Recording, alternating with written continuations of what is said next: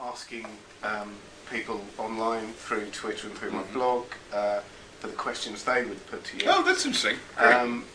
Some of them I don't know the entire background of, so if they end up more offensive than I think they are, then I apologise for that. That's quite all right. But I've got a few of my own, and so if you don't mind, I'm going to kick off with a few of my own, and then we'll get to the guys in the meantime. Great. One thing I think Here Comes Everybody does is popularises group-forming network theory. Yes. I think you're a big fan of David Reed and Speed's Law, exponential growth of social networks, etc. But I think what you've achieved is to do it with a very human message. It makes the human element very important. So I just wondered whether there's any episodes or pieces of work that have changed your thinking along that journey, or what's in your personal makeup that's driven this belief in human beings?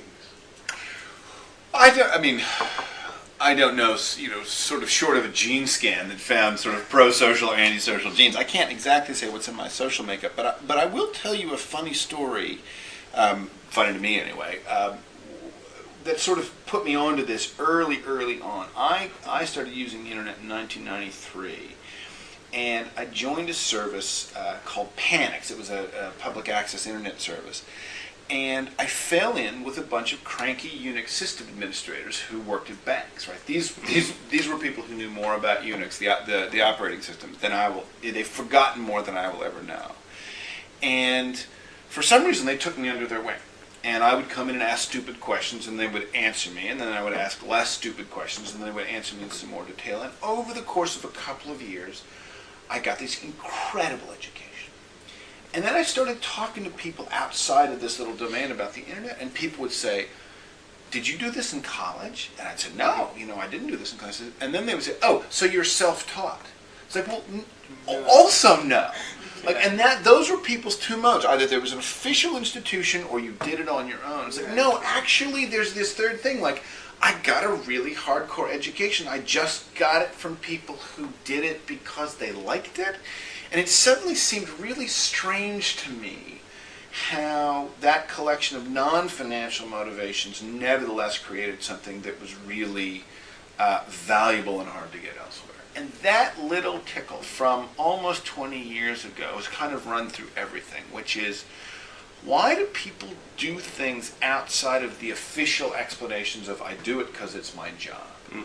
And a large and growing amount of human participation is mediated by motivation as opposed to pay. The internet, mobile phones, applications built on top of them allow us to do things for one another without money changing hands. And that's a thing that I've been focused on really from the first month that I was online. Okay, so that's interesting from the point of view of, well, maybe that moves us gently into the credit crunch stuff, actually. Because I'm just thinking the banks are these huge blocks in the way the complex adaptive system of the economy can function, and perhaps their removal might actually end up with freer markets. And group-forming network theory, the internet, is a great demonstration that wherever there are blockages, wherever there are controls, people find their way around.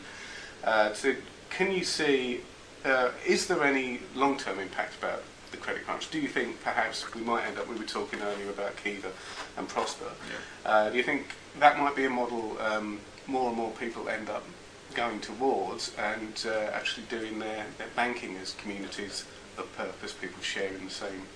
I do think that that's a big potential shift here. Now, I should say, first of all, I'm not a professional financier, and so my view of it is very much as an interested amateur.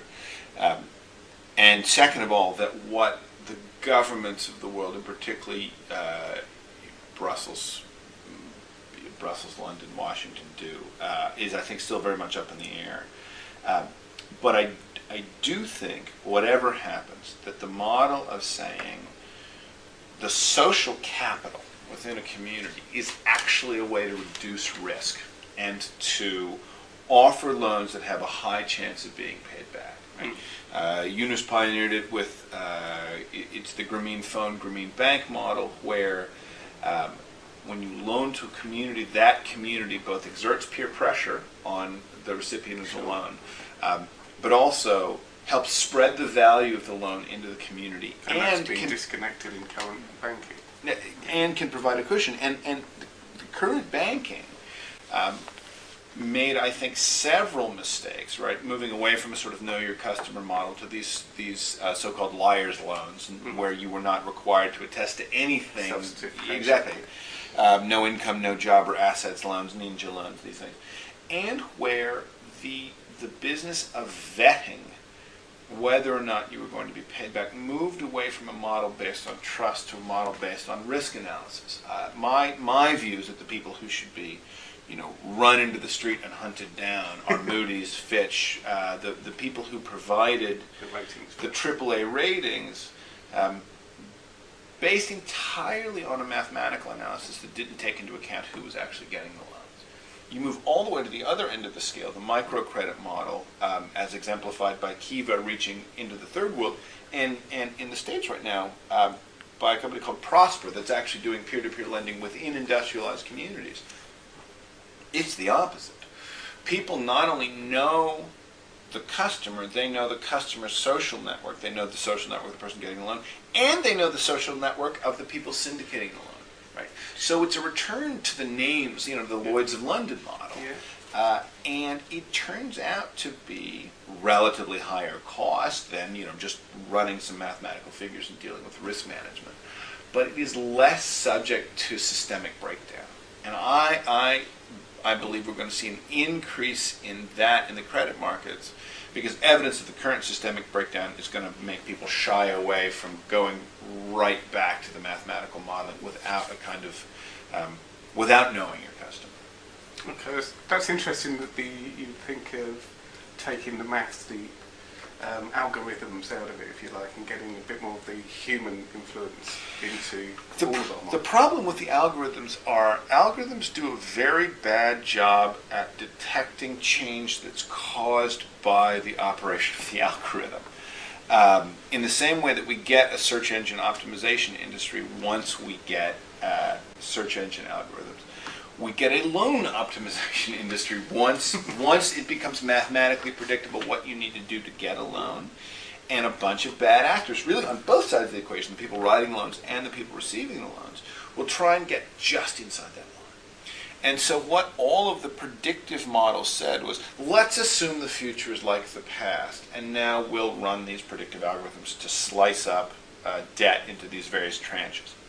But of course, because of the predictive algorithms, because of the slicing up of the debt, the future was not like the past.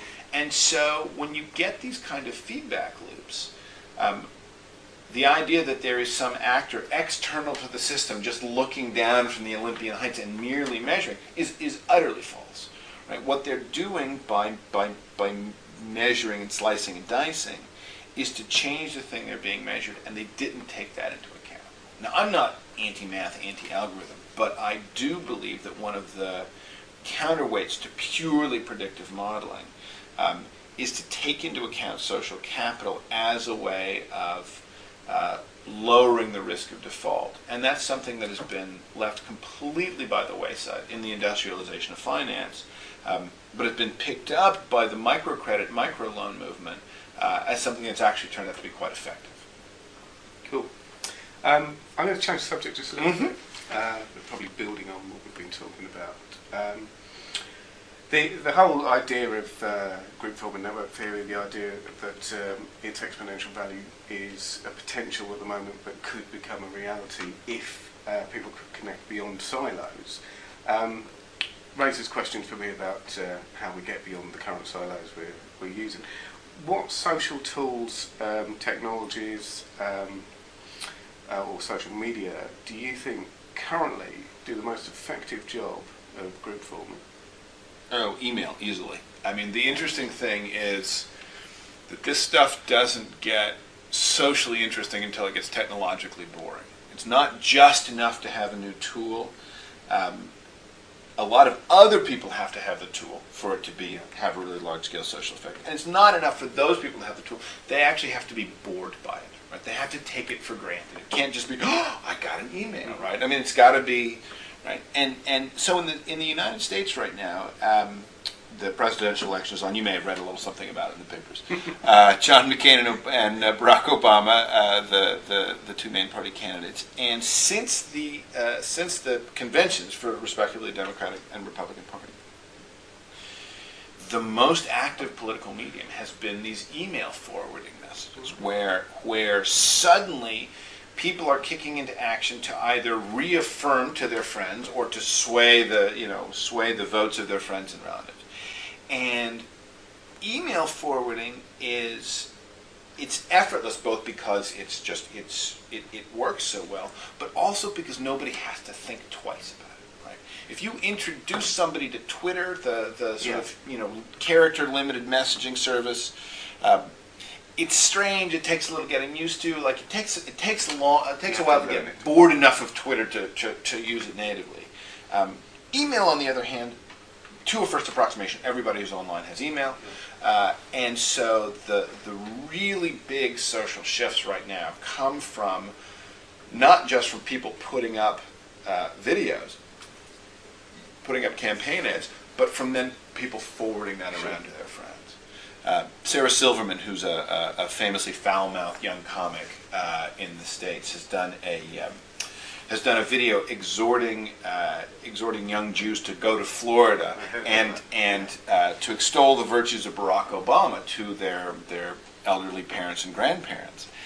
And it's a very funny video. Of course, it's quite well done. She's very funny. But the mechanism by which that video has been carried around is through the lanes of the Jewish diaspora. Right? I talked to someone who'd gotten it forwarded to them from Israel. Right, and so the first they knew of it came from someplace completely outside the U.S., but deeply concerned with U.S. politics. And those social channels are a really big deal. And so some of the tools today will grow to be a big deal, right? Wikis, right? Everybody sort of tuned into wikis in about 2004 because of Wikipedia. They were almost 10 years old by that point. They were 9 years old. So it takes a long time for a shiny new tool to get both widespread and dull. And at that point, that's when the real social interaction starts to get quite interesting. Okay, and in that world where it's essentially you get to a ubiquitous community, anyone can connect with anyone else, presumably around things that they're passionate or share a purpose for. In that world, when the full disruption takes place, is there a place for anything mass? Is there a place for anything lowest common denominator? Sure. The change here isn't we previously had only mass culture and now we're going to have no mass culture at all. The change is that there will be many fewer things that everybody does and many more things that only some people do. But there will always be mass events for two reasons. One, there will just, whatever year it is, there will be something that the most people are interested in that year, right? Every fourth year, that thing seems to be the Olympics, but there are other kinds of things. The World Cup plainly has some of these same convening effects. And secondly, there is an economic good called solidarity goods, which is to say something that grows in value when other people do it as well. So it's not just enough for me to watch The Office. It's much better for me if you also watch The Office, and then we can talk about how much our office is like that office. And so solidarity goods don't go away. They're a permanent class of economic good. What is happening is that you don't get to create solidarity goods out of scarcity. The old media model said, well, there's only a couple of TV channels, right? The world we grew up in, right? You got about half the viewership, a third of the viewership, just for showing up. And so everything, in a way, was a solidarity good, whether it was actually a really well thought out piece of documentary film or a sporting event or just a lousy sitcom, it got about a third of the audience. Now, for something to be a solidarity good, it actually has to interest the people tuning in. You don't just get it for free from scarcity. Yeah. And that I think is the big change in the media environment. Not that there's not things that are mass, but that the things that are mass in a way deserve to be mass or have earned the right to be mass rather than just getting it because nothing else is on. Well, maybe we'll come back to that with one of the guys' questions here about gin and television. Ah, yes. So we'll come back to that. Okay, well, I want to move on to some of the questions that people have sent in for Great. us. First one I got was from Jonathan McDonald. He's at Ogilvy 1. Uh-huh. He asked, what are the critical parts the media industry must change to enable increased interactivity and collaboration between brands and citizens? Well, at least one of the things is not to. There's a doctrine in Anglo-American law that grants fictional personhood to companies, so that although it's funny in the UK you use the plural when talking about companies, which I always like. But in any case, brands don't interact. Brands are inert. People interact. And so at least one of the things you have to change is to say, what does it mean to interact with a brand in human terms, right? In some cases it means talking with a live human being who works there. In other cases it means talking to people who care about that thing, right? The way people interact with Doctor Who is to talk to each other about how much they like the show. And I think one of the biggest changes in that required in that industry is to assume that in the interactive environment there are qualities to interaction, not just quality full stop on one spectrum. Right? The advertising industry in particular has said there is one kind of quality and it is production values. And so everything has to look perfect. We have to have a special photo shoot where we go to Corfu and we spend 2 days, taking these photos and so forth. Over and over again, what we see in interactive environments is that if something looks too good, people won't touch it. Right? You could do this in your own kitchen, right? If you go and you spend half a day arranging every single thing, or everything laid out just so it looks like it's ready for a magazine photo shoot, and then you send somebody into your kitchen, they will not pick up a knife. They will not help you cook. They will not touch anything. Because the perfection of the kitchen says, you don't belong here. Right? On the other hand, if your kitchen looks like my kitchen looks like on the average day, like, oh, this is, the recently washed dishes have not yet been put away, and there's some stuff around, and, when a guest comes in, they'll feel right at home opening up the refrigerator, helping you cut them. The messiness, the openness, the kind of human characteristic tells people it's okay to interact. And the marketing business has been so focused on, we only get one shot at handing you a glossy photo or a 15-second ad, that we're going to do everything we can to clean it up right to the edges. But something that's been cleaned up right to the edges has no space for me in it. And having things that are rough enough to say, oh, you know what, we actually haven't thought through all of this. You could come in too if you wanted. That kind of invitation is something the industry isn't good at yet, but I think has to get good at. That takes us on actually to the next question I had from Rebecca Carew, which was about education. Because I went to see some students in Birmingham, and it seemed to me that all students currently, even today's generation, switch off from the internet and disconnect when they have to get something done. When they have to finish something. Right. And I thought about it. You kill the idea stone dead, stuff it and put it on the wall. That's when you end the big collaboration. So there's a lot of interest in how education can access collaboration. And Rebecca's question is, do you have a view on how collaboration can be integrated into teaching in schools and how to examine and score it? That second question is the hardest question. And no, I don't. Like I don't have. I wish I did. I don't have the prescription. But there's this story. Chris Avenir from Ryerson College. Did you see this thing? This a freshman at Ryerson University. Freshman at Ryerson University in Canada.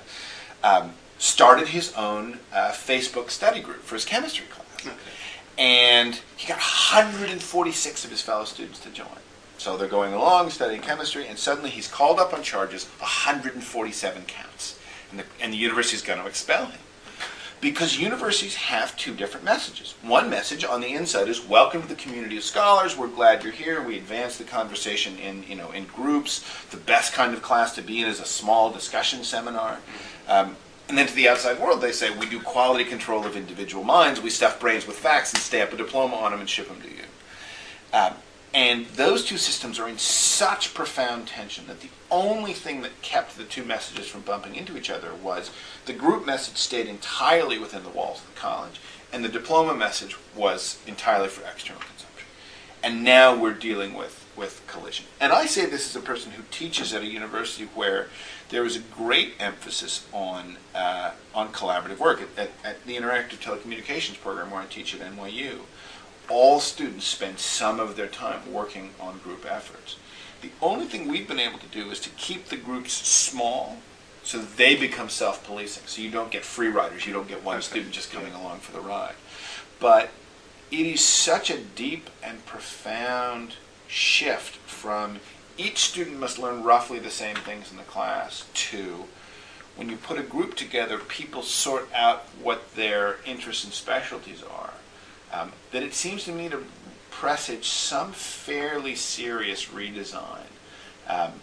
And the best we've got right now are essentially special cases. So is that trying group effort and working out a bit at a time how to reward it is going to be the work of a generation. I don't think that there's any simple set of rules that takes us from A to B, particularly in the academy. It's one of the things we're going to have to work out post-TV. Yeah. In fact, what we should be doing is, I wouldn't say post-TV, I'd say next to TV. We'll get to that question, I can tell.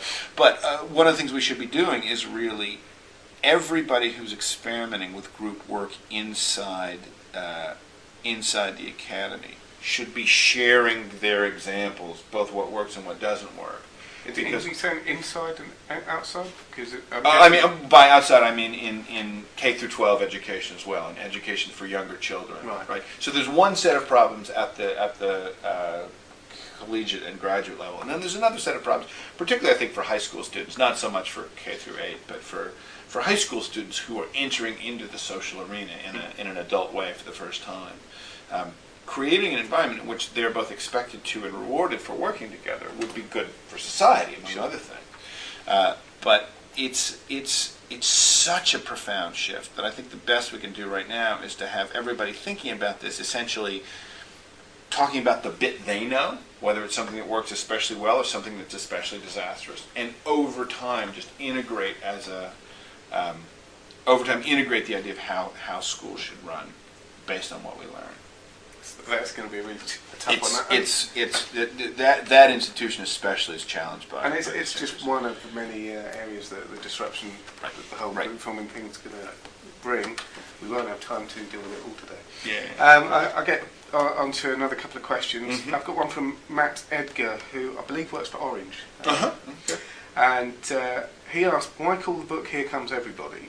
Haven't self-organising and communicating been characteristics of human society for thousands of years? So his question is really, is technology really changing people's behaviour or simply making existing behaviour more visible online? Well, there's a famous philosophical distinction between difference in degree and difference in kind. And so the question is something is it just more of X, or is it really a new thing? Mm-hmm.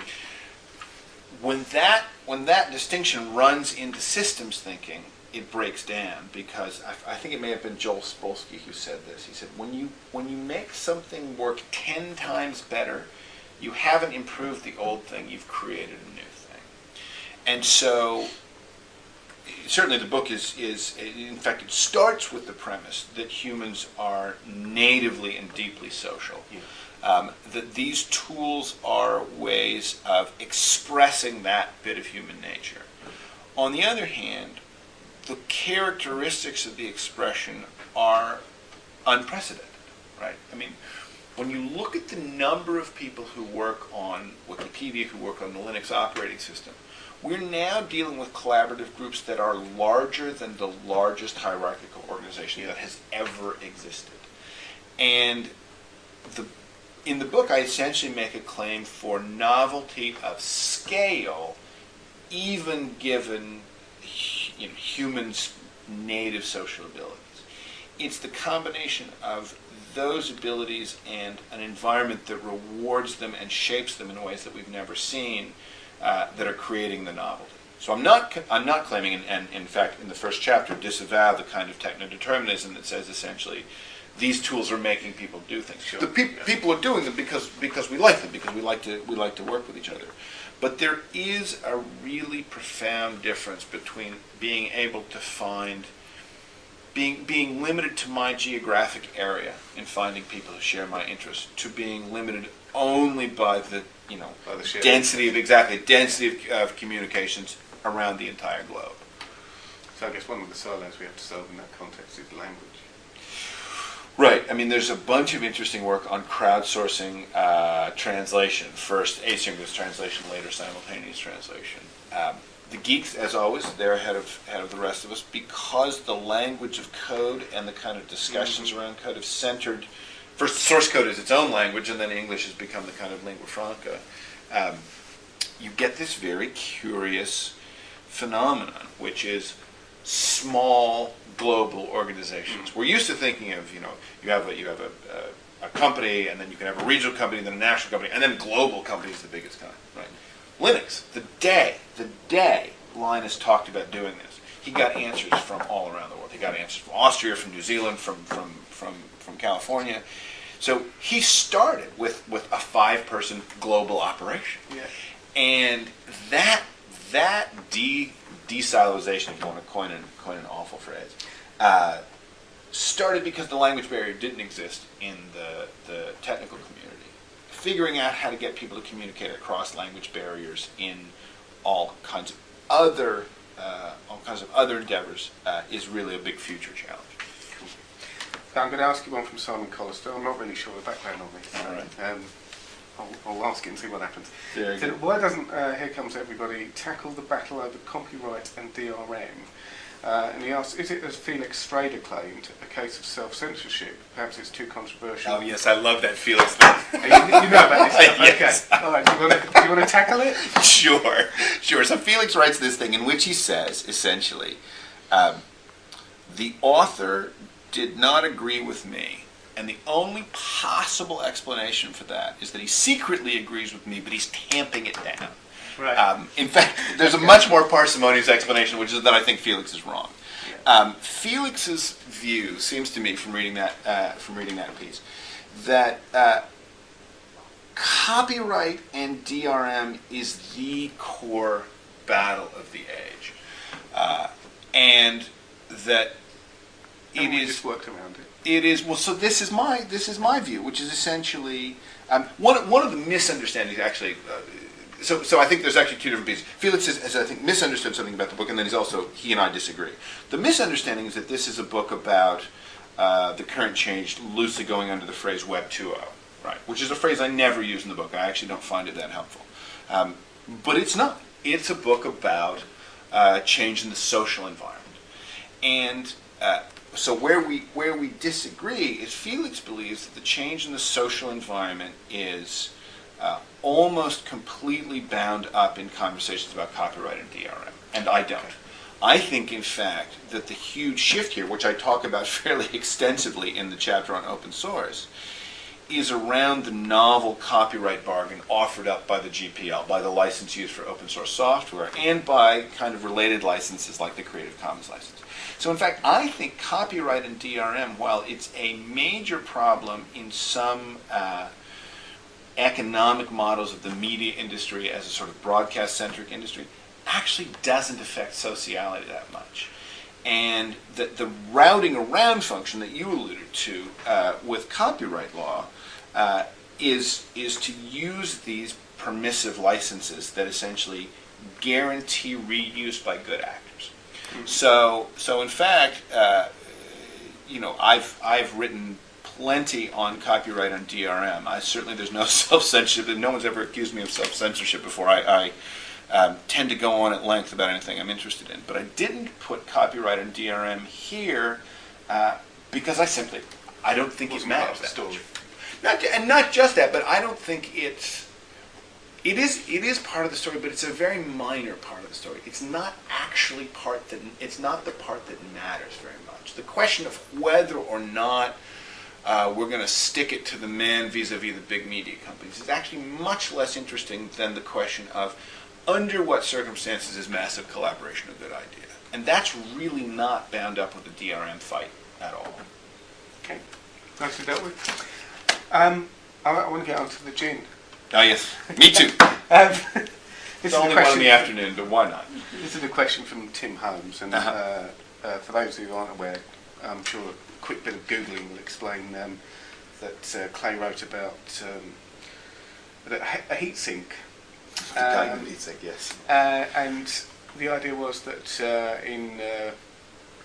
as the UK industrialised, we can cope with a shift from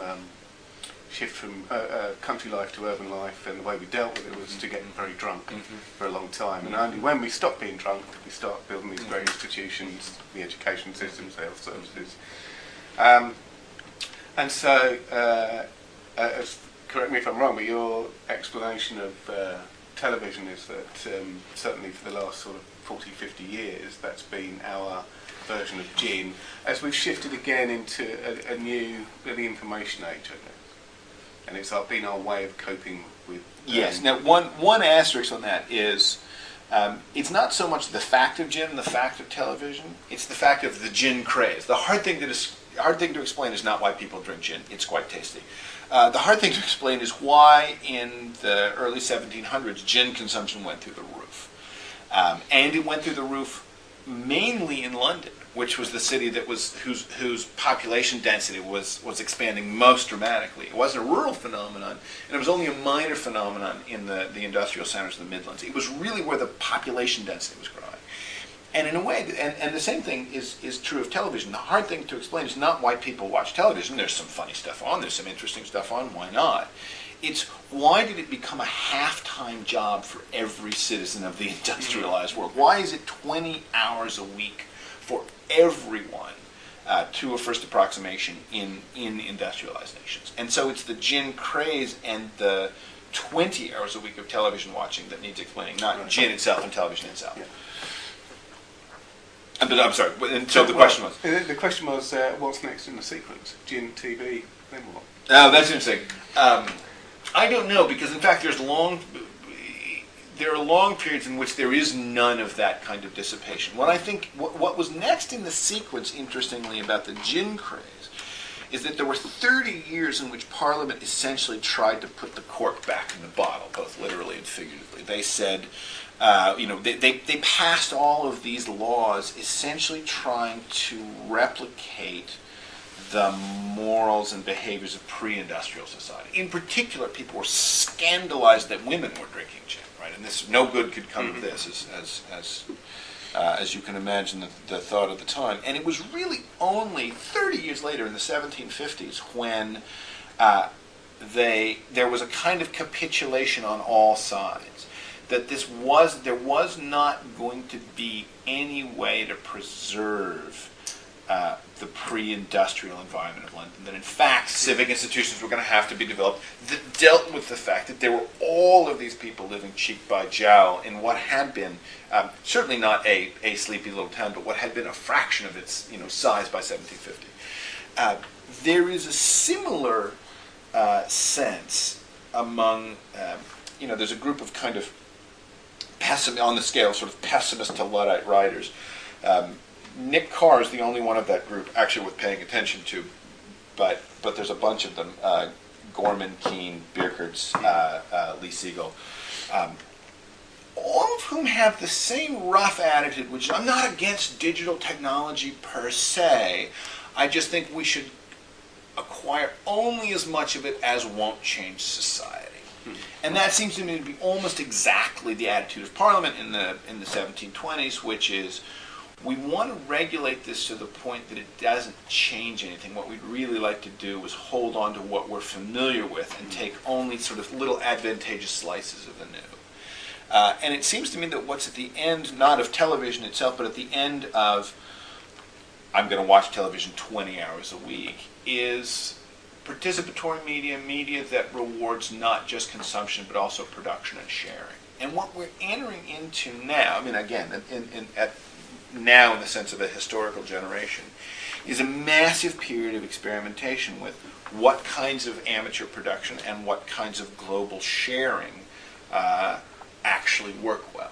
because we're leaving the environment where human contact was largely limited to family and business, and we're entering a world where at least the potential is human contact is limited mainly by the choice of the avenues along which you look for people to talk to about what interests you, about what you care about, and so forth. Okay.